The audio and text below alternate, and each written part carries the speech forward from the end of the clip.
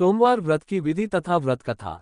सोमवार व्रत की विधि नारद पुराण के अनुसार सोमवार व्रत में व्यक्ति को प्रातः स्नान करके शिव जी को जल और बेलपत्र चढ़ाना चाहिए तथा शिव गौरी की पूजा करनी चाहिए। शिव पूजन के बाद सोमवार व्रत कथा सुननी चाहिए। इसके बाद केवल एक समय ही भोजन करना चाहिए। साधारण रूप से सोमवार का व्रत दिन के तीसरे तक होता है, मतलब शाम तक रखा जाता है। सोमवार व्रत 3 प्रकार का होता है: प्रति सोमवार व्रत, सौम्य प्रदोष व्रत और 16 सोमवार का व्रत। इन सभी व्रतों के लिए एक ही विधि होती है। सोमवार की व्रत कथा। एक समय की बात है, किसी नगर में एक साहूकार रहता था। उसके घर में धन की कोई कमी नहीं थी, लेकिन उसकी कोई संतान नहीं थी। इस कारण वह बहुत दुखी था। पुत्र प्राप्ति के लिए वह प्रत्येक सोमवार व्रत रखता था और पूरी श्रद्धा के साथ शिव मंदिर जाकर भगवान शिव और पार्वती जी की पूजा करता था। उसकी भक्ति देखकर एक दिन मां पार्वती प्रसन्न हो गईं और भगवान शिव से उस साहूकार की मनोकामना पूर्ण करने का आग्रह किया। पार्वती जी की इच्छा सुनकर भगवान शिव ने कहा कि हे पार्वती, इस संसार में हर प्राणी को उसके कर्मों का फल मिलता है और जिसके भाग्य में जो हो उसे भोगना ही पड़ता है। लेकिन पार्वती जी ने साहूकार की भक्ति का मान रखने के लिए उसकी मनोकामना पूर्ण करने की इच्छा जताई। माता पार्वती के आग्रह पर शिवजी ने साहूकार को पुत्र प्राप्ति का वरदान तो दिया, लेकिन साथ ही यह भी कहा कि उसके बालक की आयु केवल 12 वर्ष होगी। माता पार्वती और भगवान शिव की बातचीत को साहूकार सुन रहा था। उसे ना तो इस बात की खुशी थी और ना ही दुख। वह पहले की भांति शिवजी की पूजा करता रहा। कुछ समय के बाद साहूकार के घर एक पुत्र का जन्म हुआ। जब वह बालक 11 वर्ष का हुआ तो उसे पढ़ने के लिए काशी भेज दिया गया। साहूकार ने पुत्र के मामा को बुलाकर उसे बहुत सारा धन दिया और कहा कि तुम इस बालक को काशी विद्या प्राप्ति के लिए ले जाओ और मार्ग में यज्ञ कराना। जहां भी यज्ञ कराओ वहां ब्राह्मणों को भोजन कराते और दक्षिणा देते हुए जाना। दोनों मामा भांजे इसी तरह यज्ञ कराते और ब्राह्मणों को दान दक्षिणा देते काशी की ओर चल पड़े। रात में एक नगर पड़ा जहां नगर के राजा की कन्या का विवाह था, लेकिन जिस राजकुमार से उसका विवाह होने वाला था वह एक आंख से काना था। राजकुमार के पिता ने अपने पुत्र के काना होने की बात को छुपाने के लिए एक चाल सोची। साहूकार के पुत्र को देखकर उसके मन में एक विचार आया।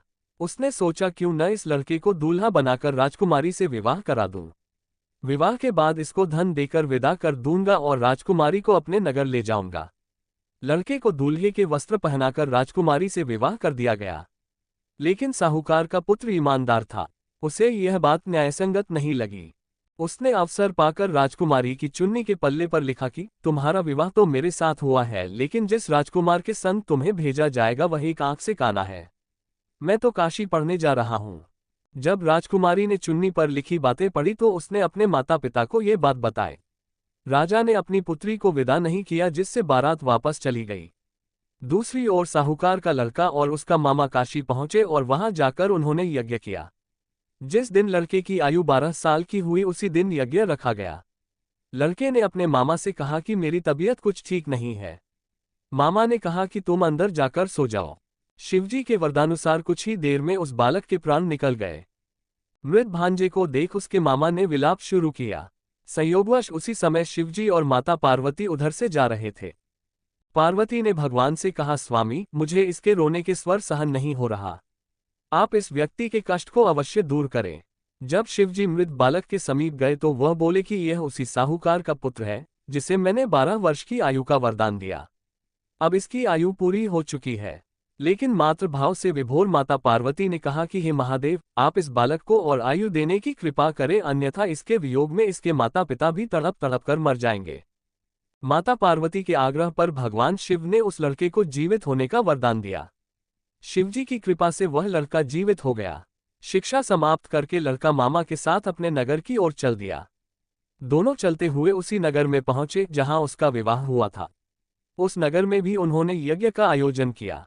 उस लड़के के ससुर ने उसे पहचान लिया और महल में ले जाकर उसकी खातिरदारी की और अपनी पुत्री को विदा किया। इधर साहूकार और उसकी पत्नी भूखे प्यासे रहकर बेटे की प्रतीक्षा कर रहे थे।